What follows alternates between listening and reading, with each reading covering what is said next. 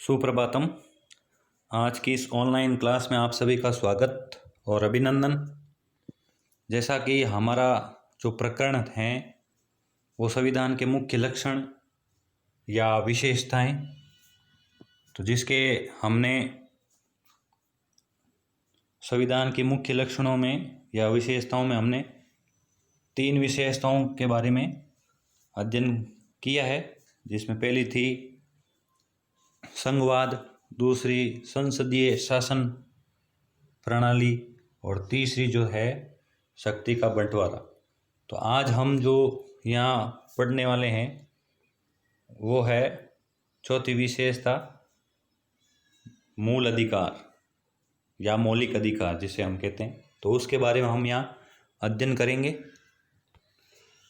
जैसा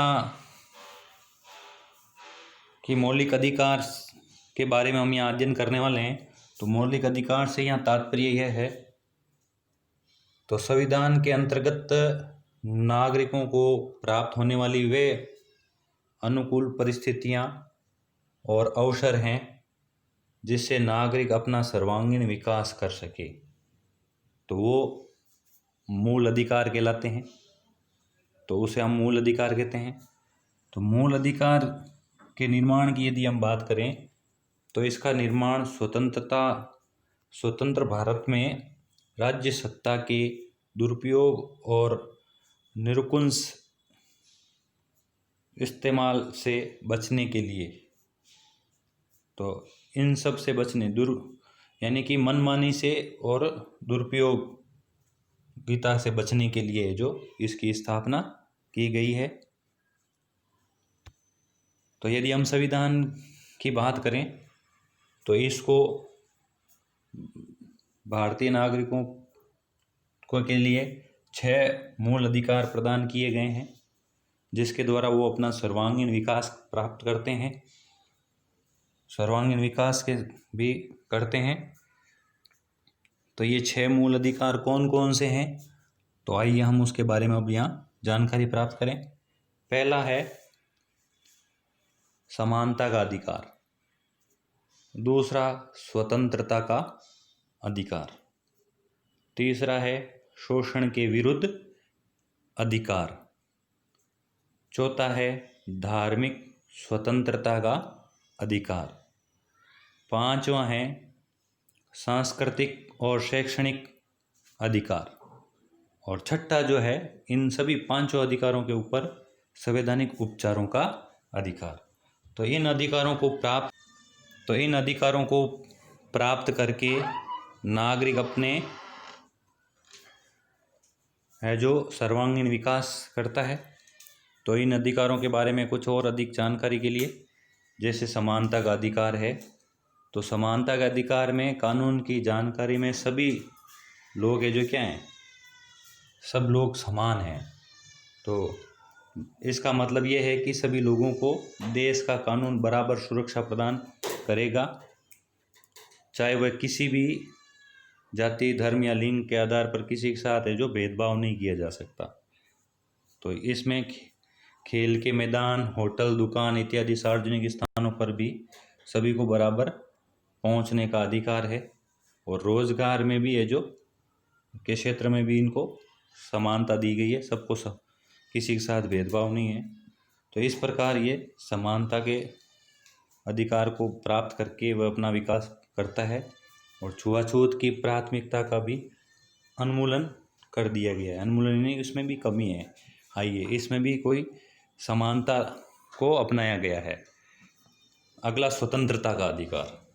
तो स्वतंत्रता के अधिकार की यदि हम बात करें तो इस अधिकार के अंतर्गत है जो सबको अपनी अभिव्यक्ति, अपने भाषण की अभिव्यक्ति है स्वतंत्रता है, संगठन निर्माण की स्वतंत्रता है, और देश के किसी भी भाग में जाने की स्वतंत्रता, रहने की, पेशा, व्यवसाय, इन सब में स्वतंत्रता दी गई है। तो ये भी एक उनको लोगों को अधिकार दिया गया है जिससे वो अपना विकास करता है। तीसरा शोषण के विरुद्ध अधिकार। तो इसके अंतर्गत है जो भारतीय संविधान में मानव व्यापार के जरिए जो श्रम और 14 वर्ष से कम आयु के बच्चों को मजदूर पर रखना अपराध है। तो इस शोषण के विरुद्ध किसी का शोषण नहीं किया जा सकता। मनुष्य स्वतंत्र है, जो स्वतंत्र रूप से का, मगर इसमें 14 वर्ष से कम आयु के जो बच्चे हैं उनके लिए खास रूप से ये उनको एक बाल अपराध कानून के तहत सज़ा दी जाती है। तो ये शोषण नहीं किया जा सकता, उनको पढ़ने का अधिकार है, निःशुल्क शिक्षा का अधिकार जो स्वतंत्र समानता के अधिकार के अंतर्गत आता है। अगला है धार्मिक स्वतंत्रता का अधिकार। तो व्यक्ति को धार्मिक रूप से भी स्वतंत्रता है। प्रत्येक व्यक्ति अपनी इच्छा से धर्म को अपना सकता है, उसका प्रचार प्रसार भी कर सकता है।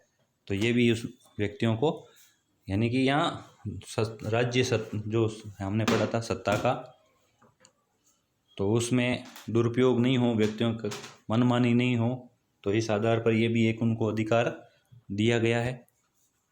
5वां है सांस्कृतिक और शैक्षणिक अधिकार। तो संविधान में है जो धर्म और भाषा और अल्पसंख्यक समुदाय संस्कृति की रक्षा और विकास के लिए अपने शैक्षणिक संस्थान खोल सकता है, तो इसका अधिकार दिया गया है। इन सभी अधिकारों को प्राप्ति के लिए यदि इनकी प्राप्ति नहीं हो पाती, इन पर है जो लोगों के साथ है जो मनमाने तरीके से उन पर रोका जाता है, तो उसके लिए अगला अधिकार दिया है संवैधानिक उपचारों का अधिकार, जिसमें लोग है जो अपने अधिकारों को प्राप्त करने के लिए न्यायालय में जाकर के अधिकार को प्राप्त कर सकता है। तो ये भी अधिकार लोगों को दिया गया, जिसको हम संवैधानिक उपचारों का अधिकार कहते हैं। तो इस प्रकार है जो हमारे ये संविधान के मुख्य लक्षण में मौलिक अधिकार को भी शामिल किया गया है। आज जो हमने पढ़ा उससे संबंधित अब कुछ टॉपिक से संबंधित प्रश्न। पहला प्रश्न है मौलिक अधिकार से क्या तात्पर्य है, तो हम वीडियो में देख चुके हैं, इसको करेंगे। अगला, मौलिक अधिकार कितने प्रकार के हैं, नाम लिखिए। तो आज के लिए बस इतना ही, धन्यवाद। तो ये 2 प्रश्न आपको अपनी नोटबुक में करने हैं।